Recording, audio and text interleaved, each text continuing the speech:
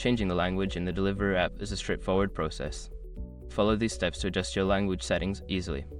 Step 1. Open the Deliveroo app. Launch the Deliveroo app on your mobile device. Ensure you are logged into your account to access the settings. Step 2. Access account settings.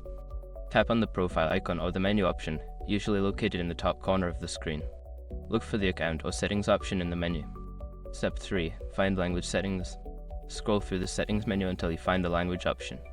This may be listed under a section like Preferences or App Settings. Step 4. Select your preferred language.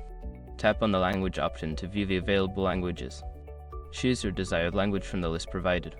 Step 5. Save changes.